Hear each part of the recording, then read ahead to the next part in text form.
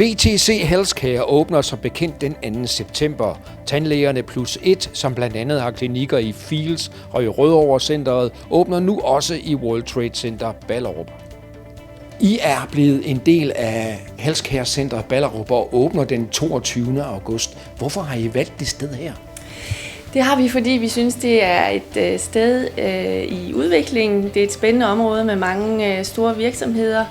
Og tanken var, at alle de hårdt arbejdende mennesker, der er herude, jamen, de skal have mulighed for at gå til tandlæge uden for deres arbejdstid, eller hvis det er i deres arbejdstid, så kunne komme hurtigt frem og tilbage.